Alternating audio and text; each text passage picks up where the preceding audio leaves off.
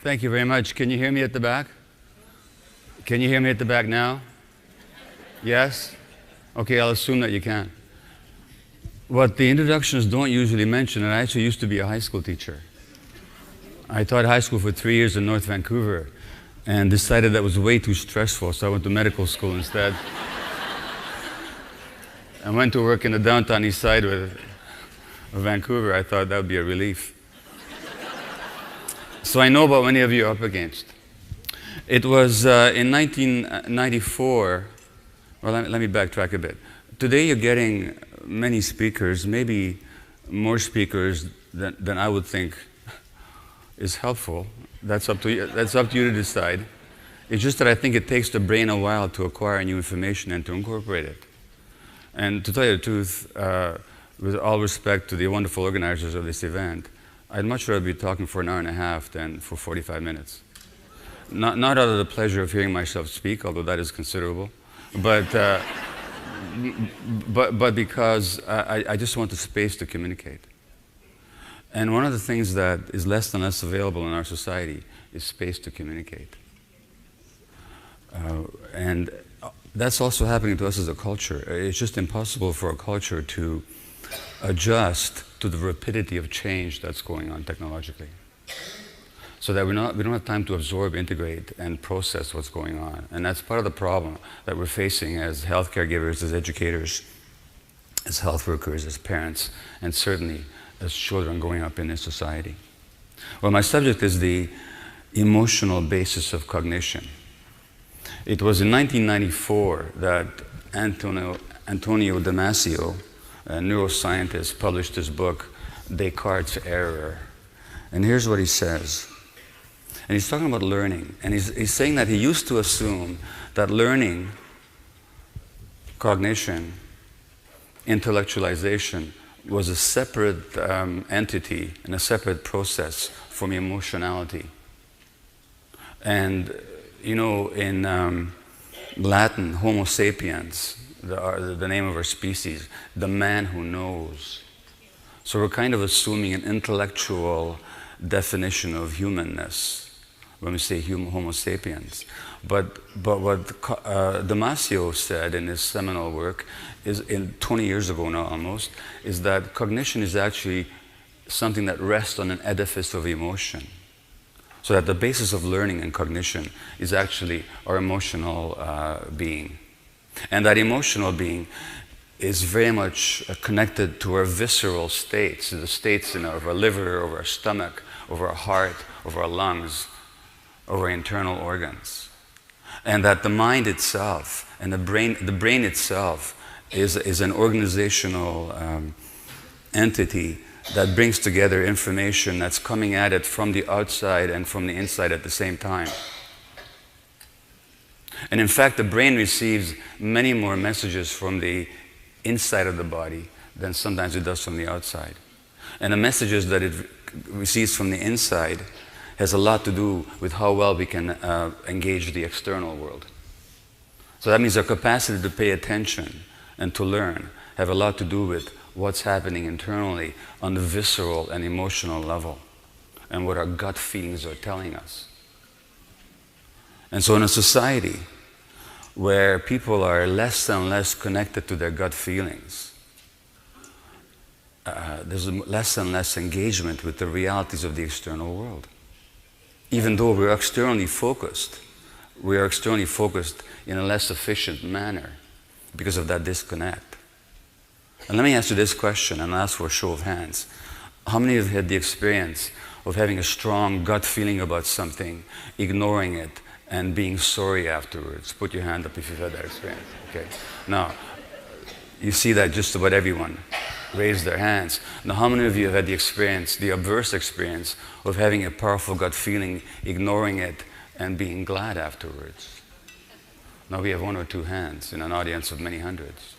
In other words, there's something about gut-level cognition that is absolutely valid, and we ignore it at our peril. But that's a function of living in a society that actually cuts us off from our gut feelings. So that there's something internal that knows, that is much stronger than what intellect is telling us. in any contest between the internal knowledge and the intellectual knowledge, 99% of the time, that internal knowing will be accurate, and the intellectual rationalization will be inaccurate. So Damasio says, the lower levels in the neural edifice of reason are the same ones that regulate the processing of emotion and feelings, along with the body functions necessary for the organism's survival. So this is calling us to have a view of knowledge and learning and cognition that takes into account emotionality and our internal body states. In turn, these lower levels maintain direct and mutual relationships with virtually every bodily organ, thus placing the body directly within the chain of operations that generate the highest reaches of reasoning, decision-making, and by extension, social behavior and creativity. Now, what is the situation in North America? The situation is that we have millions of children being diagnosed with this, that, and the other, and my profession is really good at creating new diagnoses. So every time a DSM comes out, there's a whole bunch of new diagnoses in it with which you can label people now. So I'll give you one example. A common one is ADHD these days, attention deficit hyperactivity disorder. In the United States, according to the latest figures, there's at least 3 million kids who are receiving stimulant medications for ADHD. In Canada, the number of prescriptions for stimulant medications has gone up 43% in the last 5 years. Let alone the hundreds of thousands of kids who are receiving antipsychotic medications. Not to control psychosis, which they don't have, but to control what? To control their behaviors. And we don't even know what the long-term effects are of antipsychotics on the developing human brain. The early indications are nothing positive. So what we've got here is a massive social experiment in the chemical control of children's brains, because we don't know what else to do.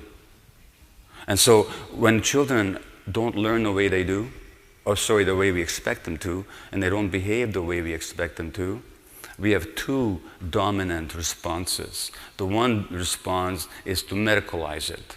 Let's call it a medical name and let's medicate it. And by the way, as a physician, I'm not against medications. I've taken them, I've prescribed them. This is not a rant against medications. But I'm talking about the limitations of the medical approach, and I'm talking about the overwhelming domination of pharmacological approaches to childhood issues. So there's that response, the medical approach, and then there is the behavioral approach. And the behavioral approach says, what's wrong here is the behavior itself. So let's fix and control the behavior. And that dominates psychology these days, behavioral approaches. So the problem is the behavior. So when a child is acting out, let's control the behavior. And parenting books will tell you, when the kid is doing this, the parent should do that. The child acts out, and the parents then should have some way of managing that acting out. But here's the thing about acting out.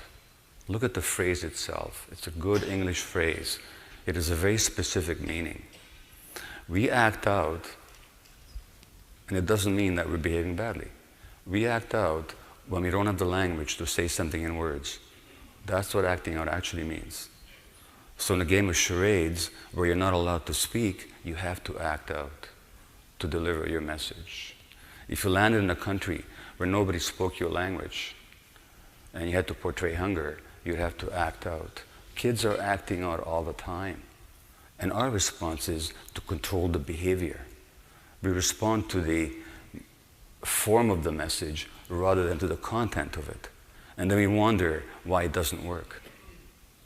Now, in a Toronto school 3 years ago, I think it was 2 years ago, there was a 9-year-old boy who ended up in handcuffs because the cops were called.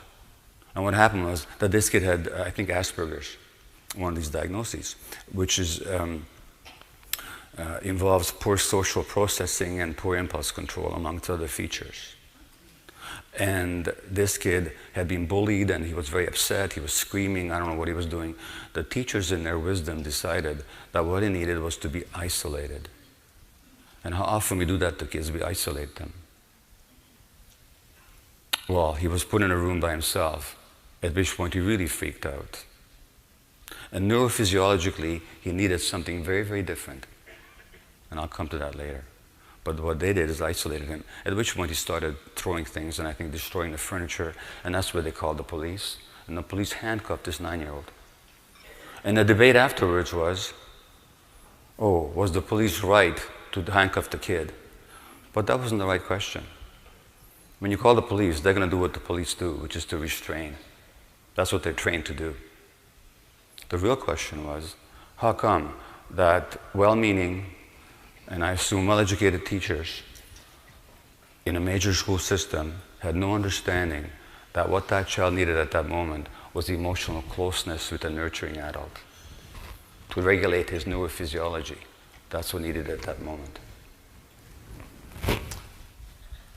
And these incidents are not totally isolated. I mean, handcuffing is isolated, but it was in British Columbia here 8 or 9 years ago. There was a case of a hyperactive kid in an elementary school. The teacher dealt with it by taping his head to the bench, to his desk. This is how she learned to control his hyperactivity. Now, there's another way to understand all this, which is that these behaviors rest on an emotional edifice, and when the behaviors are not such as meet our standards or expectations and don't serve the child, we actually have to ask ourselves, what is happening for that child emotionally at that moment? Now, and let's face it, there's many, many more kids who are having behavior problems, impulse regulation problems, body regulation problems, emotional outbursts, difficulties learning. This is burgeoning in our society. But the question is why? Is it because some genetic disease is somewhat mysteriously spreading in the population? Or something is happening in children's lives that is undermining their capacity to socially interact well, to pay heed, to pay attention, to be emotionally regulated, to have impulse regulation, to be able to regulate their stresses? Now, the prefrontal cortex, you've been hearing about the brain today, I'm sure, and the prefrontal cortex has 9 very important functions. It regulates the body itself, the prefrontal cortex being the mammalian cortex, the one that's latest to develop, evolutionarily speaking. And it really is what distinguishes us from other animals. It regulates the body. It regulates attuned communication with others. It is responsible for emotional balance. It allows us response flexibility. So response flexibility means that if you say something to me that might upset me, then instead of reacting by screaming back at you, I can actually say, oh, okay, what's happening for you that you said that to me, and do I really have to take it personally? And then I can respond rather than react. Providing insight, providing empathy, the modulation of fear, so that when something happens, then the fear circuits in the brain start taking over. Something in the prefrontal cortex will override that fear circuit, saying, okay, calm down, you can actually handle this. Intuition and morality. Now, Dr. Rick Hansen will follow my talk, which I think is perfect, and he'll be able to tell you that all 9 of these modalities, these 9 functions of the prefrontal cortex, are actually supported by mindful awareness practice. And 7 of them at least, and here's the key, are supported and developed by nurturing parenting. And I think all 9 of them are. Because what we're actually coming down to in our society, and the reason that so many children are having so many problems is for no other cause, but that the parenting environment has become so stressed so that parents are no longer able to provide their children with the environment that these functions and the prefrontal circuits that serve these functions can develop properly. That's why the epidemic. It's not bad parenting. It's not the drinking water. It's not some genetic disease that's spreading. what's going on is that the conditions for healthy brain development of the prefrontal cortex are less and less available for children. Let me turn now to an article that appeared in the journal Pediatrics, which is the official journal of the American Pediatric Association. And this article appeared in February 2012. And it summed up very nicely the accumulated knowledge of the past several decades. And the article is from the Harvard Center on the Developing Child. And they say, growing scientific evidence demonstrates that social and physical environments that threaten human development because of scarcity, stress, and I stress the word stress here, or instability can lead to short-term physiologic and psychological adjustments that are necessary for immediate survival and adaptation, but which may come at a significant cost to long-term outcomes in learning, behavior, health, and longevity. In other words, the things that young human beings have to develop as adaptive mechanisms to survive early stress will help them endure that early stress, but in the long term will interfere with health and learning, adaptation, social relationships, and even longevity. Now, I was very glad to see that article appear because when I was diagnosed myself with ADHD back in my mid-1950s, sorry, not mid-1950s, in my mid-50s, I'm not that old.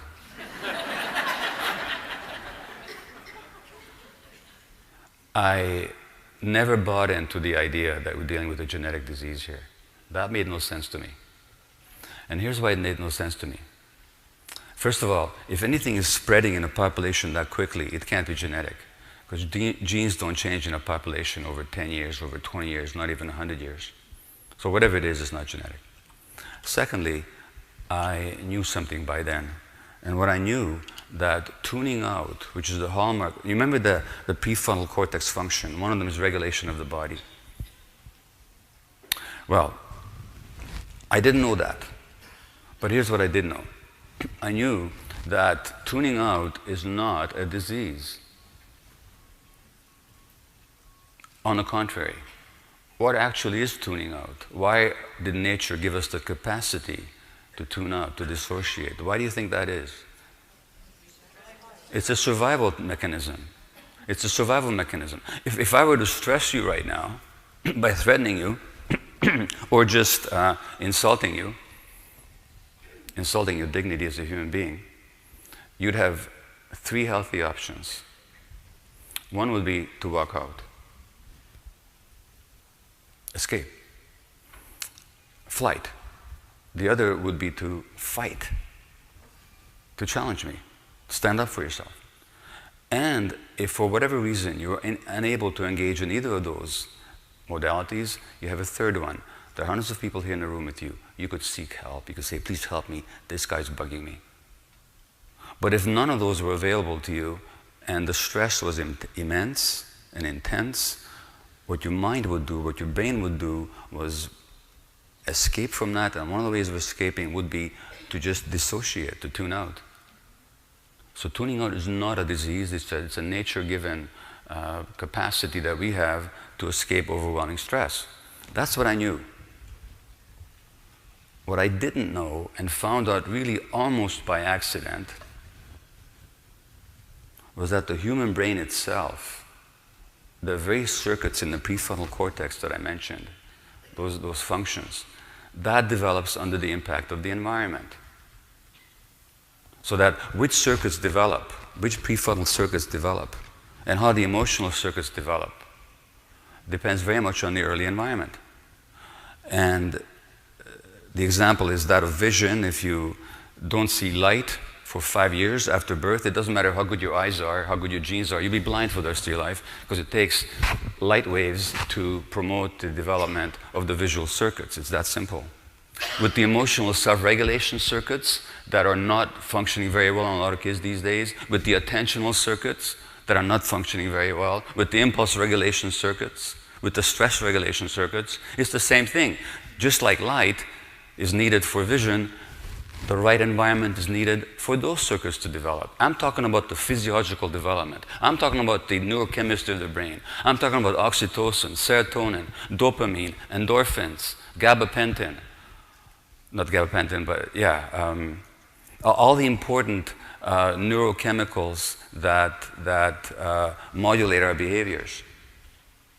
The quantities of them, their interaction, the circuits that modulate them, they depend on the environment for their development. And the human brain is particularly vulnerable because unlike other animals, most of our brain development occurs after birth. Not before, but also before. So we also know that already what happens in pregnancy has significant impact on the developing brain of the child. So the more stressed women are, the more likely the kids are going to be affected. So if we're looking at the preponderance of autism and all kinds of other childhood conditions, what are we looking at? We're looking at the impact of stress on the parenting environment, including on pregnant women. A study after 9/11 looked at the stress hormone levels of 1-year-old infants whose mothers had suffered post-traumatic stress disorder as a result of 9/11 during pregnancy.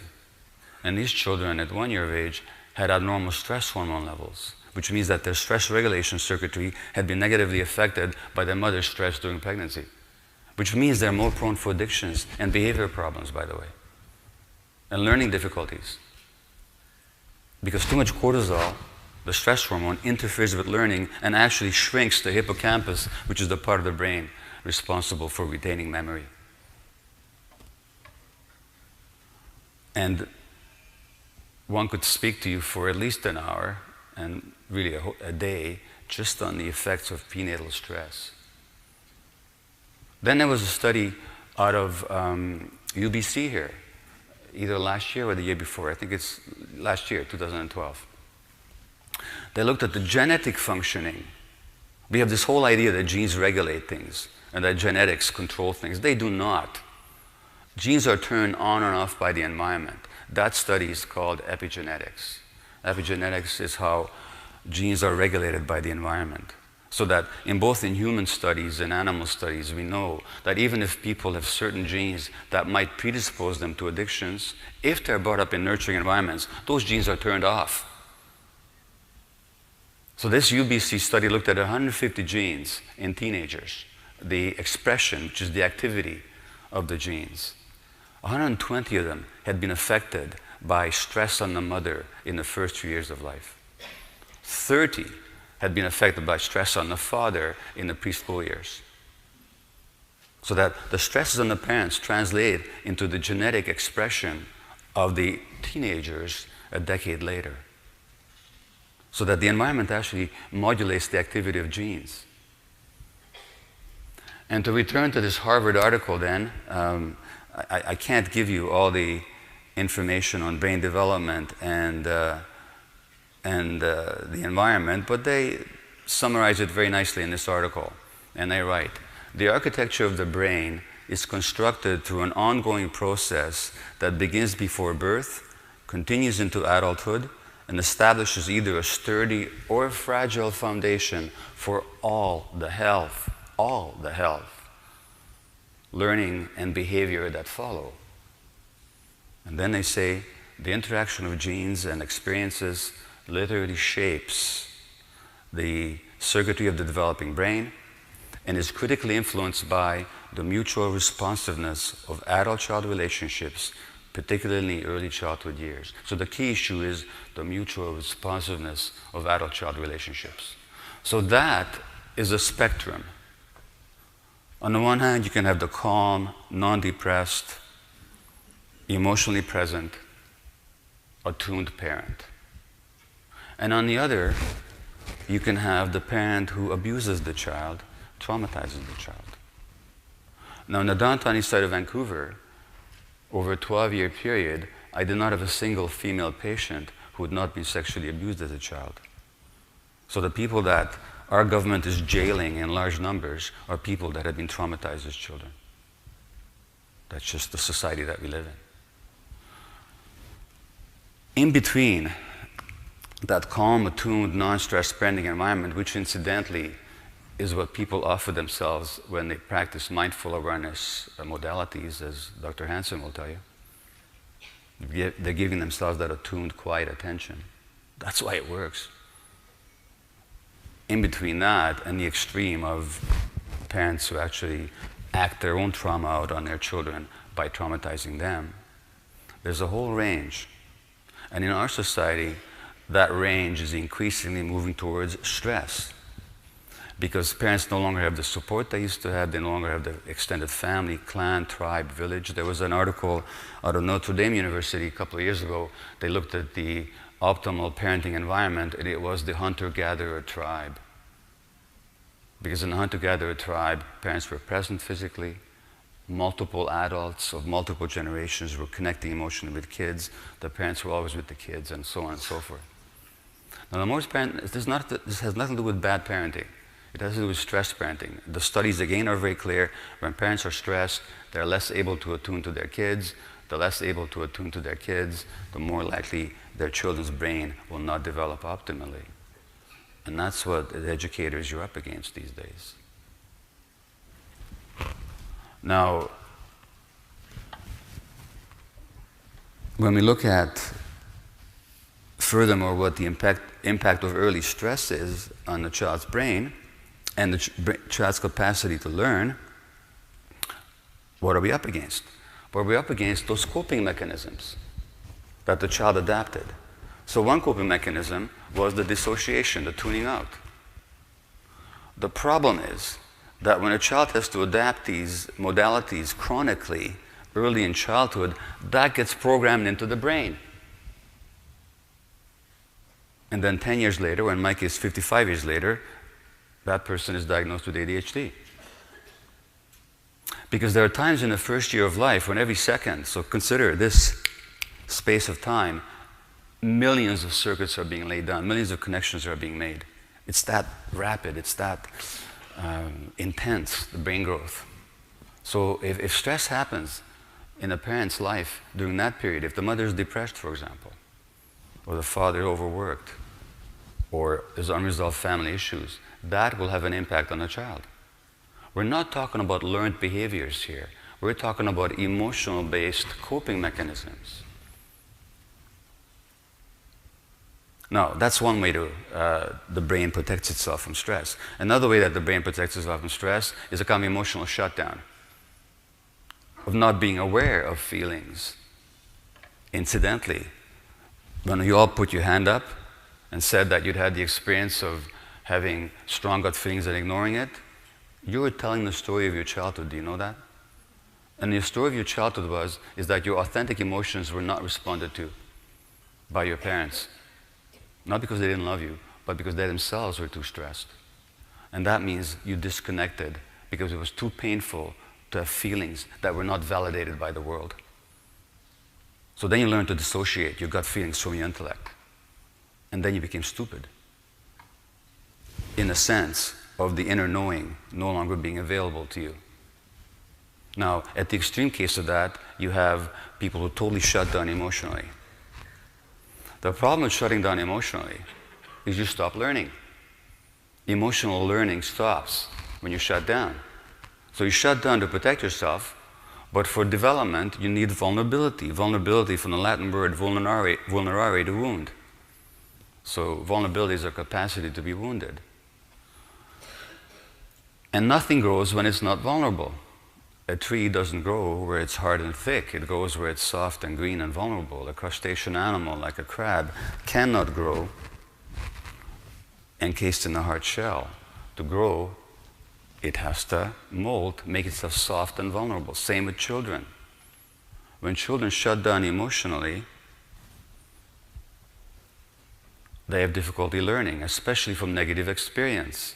So they keep repeating the same stuff over and over again, and despite the negative consequences, they learn nothing from it. And then the adult gets exasperated. I've told him 1,000 times not to do it, and he's still doing it. Well, the proper response is, if you've told him 1,000 times, and he's still doing it, who's got the learning problem here? Clearly what we have to do Clearly what we have to do is we have to find out what's going on for that child.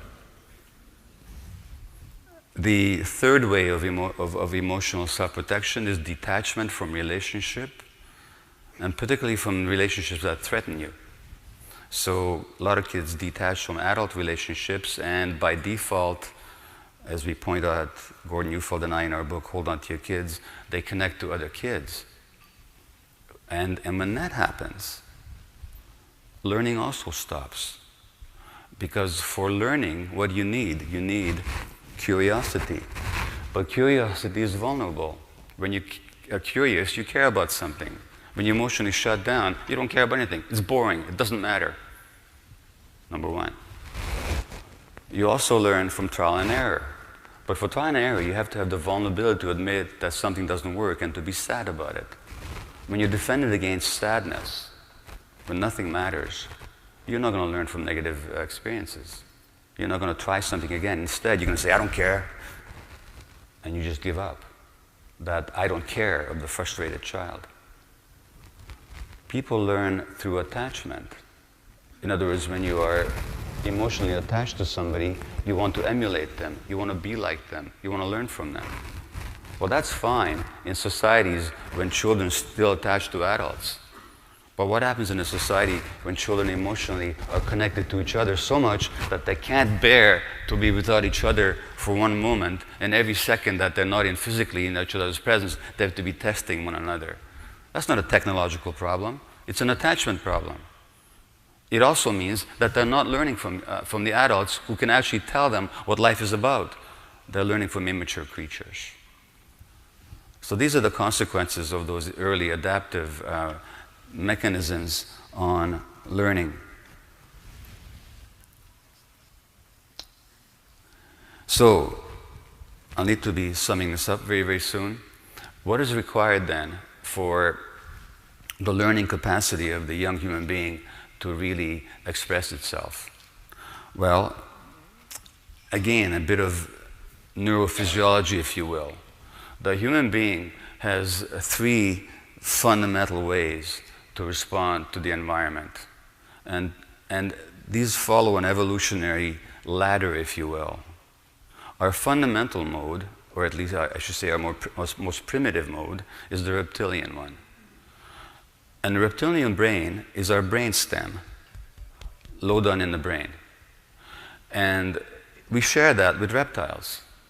Now, reptiles being creatures who are cold-blooded, who cannot expend a lot of energy, who have to conserve energy, their method of dealing with an environmental challenge is to freeze, sink under the water so they don't have to use up too much oxygen, conserve energy.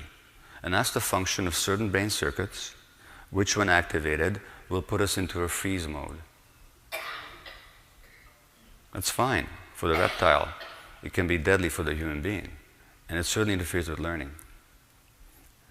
The second mode is the mammalian flight or fight response, which happens higher up in the brain, and it activates the sympathetic nervous system, allowing the so-called flight or fight response, which involves adrenaline and cortisol, the stress hormones, which give us more sugar, so we have more energy, which increase our heart rate, so we have more blood pumping to our brain and our muscles and so on. That's all fine. But the problem is that these are both defensive modes.